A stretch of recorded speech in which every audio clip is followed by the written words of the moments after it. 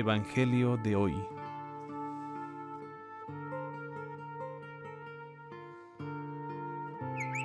Primera lectura. Lectura de la carta a los Hebreos.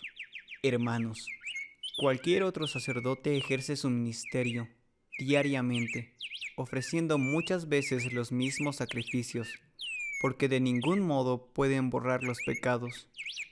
Pero Cristo ofreció por los pecados, para siempre jamás, un solo sacrificio. Está sentado a la derecha de Dios, y espera el tiempo que falta hasta que sus enemigos sean puestos como estrado de sus pies. Con una sola ofrenda ha perfeccionado para siempre a los que van siendo consagrados. Esto nos lo atestigua también el Espíritu Santo. En efecto, después de decir, así será la alianza que haré con ellos después de aquellos días, dice el Señor, pondré mis leyes en sus corazones y los escribiré en su mente, añade. Y no me acordaré ya de sus pecados ni de sus crímenes. Donde hay perdón, no hay ofrenda por los pecados. Palabra de Dios.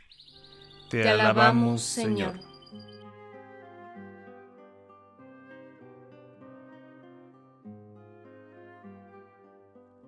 Tú eres sacerdote eterno, según el rito de Melquisedec. Tú eres sacerdote eterno, según el rito de Melquisedec. Oráculo del Señor a mi Señor. Siéntate a mi derecha y haré de tus enemigos estrado de tus pies. Tú eres sacerdote eterno, según el rito de Melquisedec. Desde Sión extenderá el Señor el poder de tu cetro. Somete en la batalla a tus enemigos. Tú eres sacerdote eterno, según el rito de Melquisedec. Eres príncipe desde el día de tu nacimiento, entre esplendores sagrados. Yo mismo te engendré como rocío, antes de la aurora. Tú eres sacerdote eterno, según el rito de Melquisedec. El Señor lo ha jurado y no se arrepiente. Tú eres sacerdote eterno, según el rito de Melquisedec. Tú eres sacerdote eterno, según el rito de Melquisedec.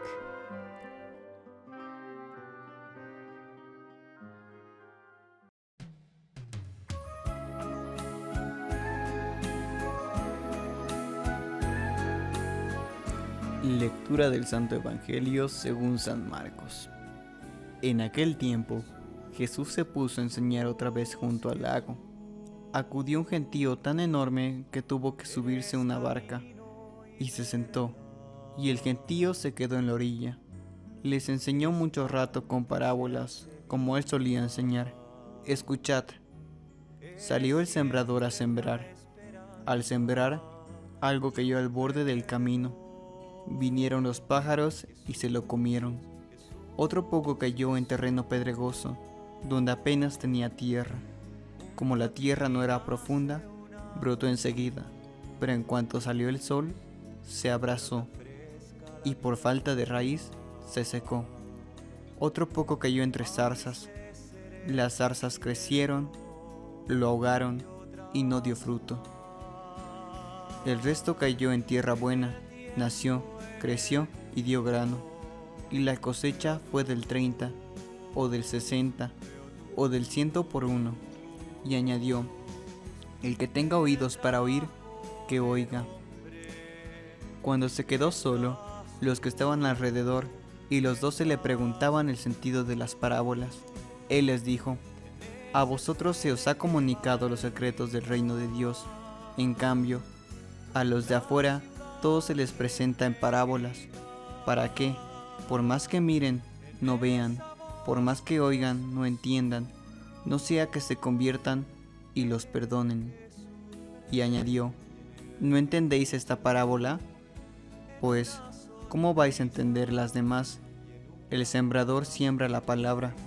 Hay unos que están al borde del camino donde siembra la palabra, pero, en cuanto la escuchan, viene Satanás y se lleva la palabra sembrada en ellos. Hay otros que reciben la simiente como terreno pedregoso.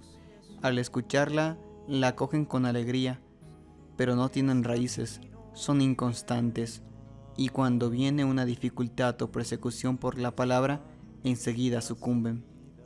Hay otros que reciben la simiente entre zarzas.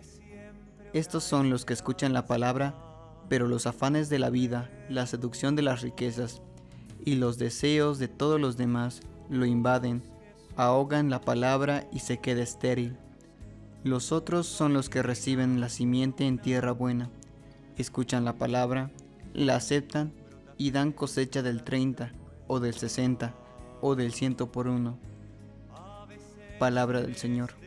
Gloria a ti, Señor Jesús.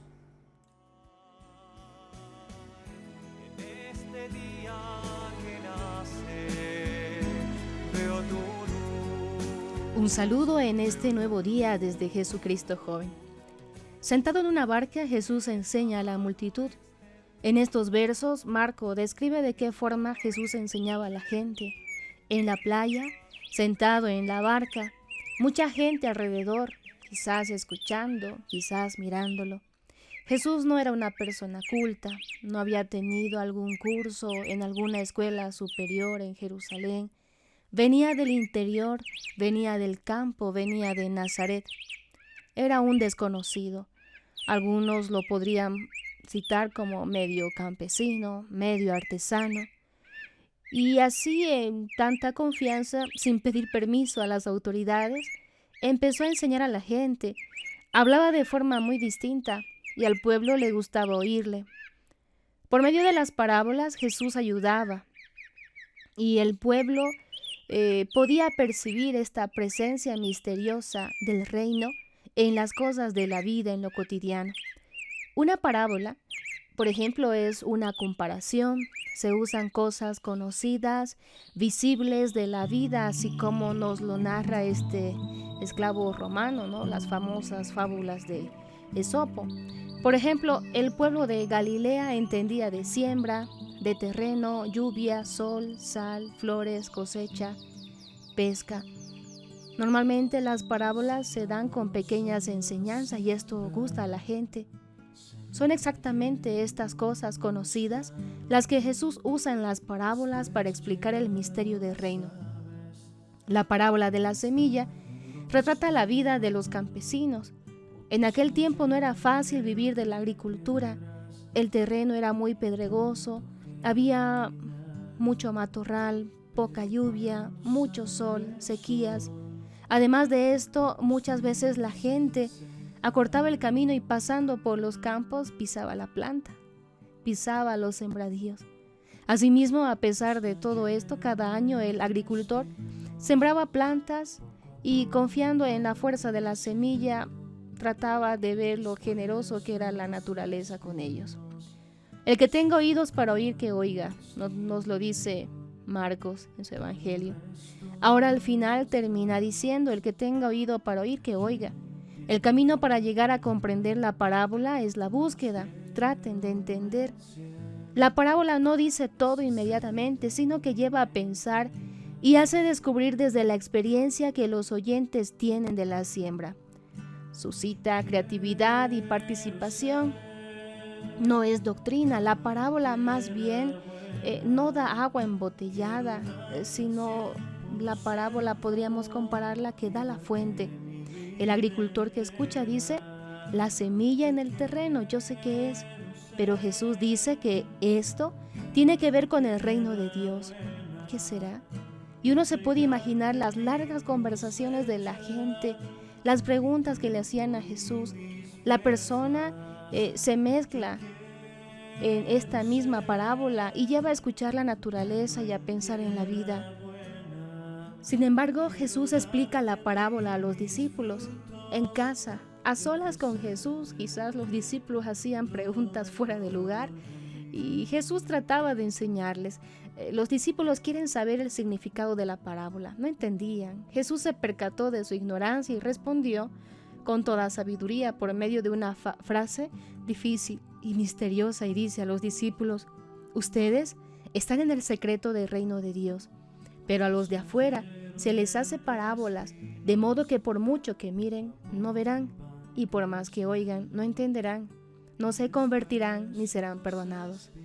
Esta frase hace que la gente se pregunte, al final, ¿de qué sirve la parábola? ¿Para aclarar o para esconder? Para nuestra reflexión personal, ¿qué experiencia tienes de sembrar? ¿Cómo te ayuda a entender mejor esta buena nueva? ¿Has sembrado algo, alguna plantita, alguna maceta? ¿Qué tipo de terreno soy yo? Yo quiero ser grano en tierra buena, quiero darte el 100% y darte mi vida entera. Yo quiero ser grano en tierra buena, entregarte mi cosecha, mi tiempo y mis fuerzas. Yo quiero ser grano en tierra buena, quiero darte a ti mis frutos. Consulté a Dios y me respondió. Me libró de todos mis temores. Los que lo miraban quedarán radiantes. No habrá sonrojo en sus semblantes. Si te gustó nuestra reflexión, dale un like y comparte. Haz que otros hogares se llenen de la palabra de Dios. Jesucristo Joven 3.0